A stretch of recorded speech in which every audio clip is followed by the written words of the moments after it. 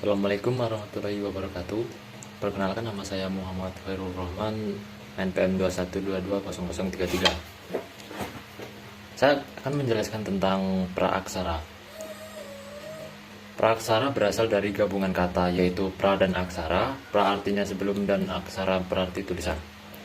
Pengertian masa praaksara adalah masa sebelum manusia mengenal bentuk tulisan.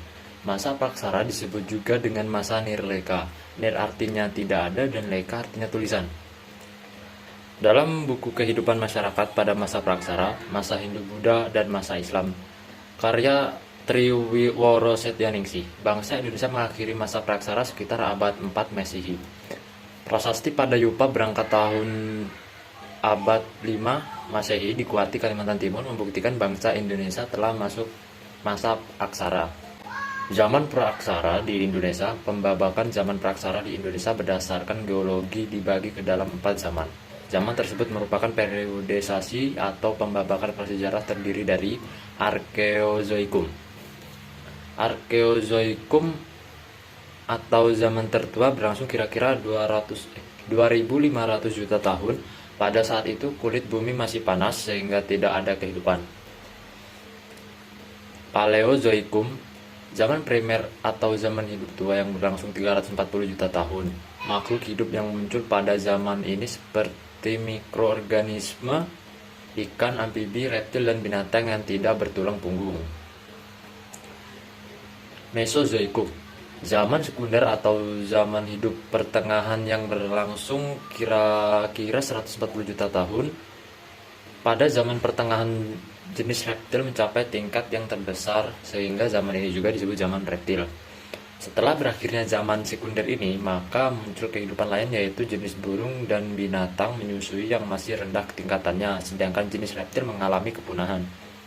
Setelah berakhir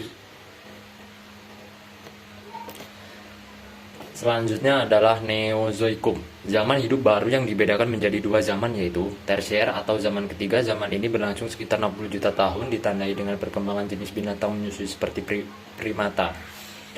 Kuartier atau zaman keempat, zaman ini ditandai dengan adanya kehidupan manusia sehingga merupakan zaman terpenting manusia masa praksara di Indonesia, termasuk negara yang banyak meninggalkan fosil dan artefak. Banyaknya penemuan tersebut membuat Indonesia menjadi negara yang penting bagi para peneliti kehidupan praaksara. Menurut banyak peneliti, kawasan Indonesia memiliki lingkungan yang nyaman dan berada di bawah garis khatulistiwa. Hal ini memungkinkan kehidupan keseharian bisa terus berlangsung tanpa terputus oleh musim. Para peneliti telah menemukan berbagai jenis manusia purba yang pernah hidup di Indonesia, yaitu Pithecanthropus.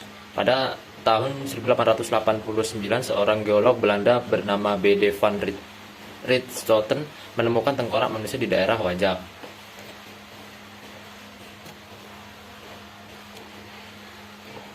Hasil temuan tersebut kemudian diberi nama Pithecanthropus.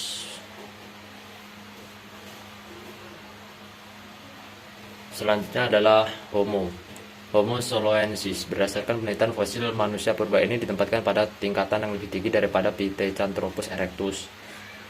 Homo soloensis artinya manusia dari Solo. Homo soloensis diperkirakan telah hidup antara tahun 35.000 sampai 15.000 sebelum Masehi. Sekian dari saya. Terima kasih. Wassalamualaikum warahmatullahi wabarakatuh.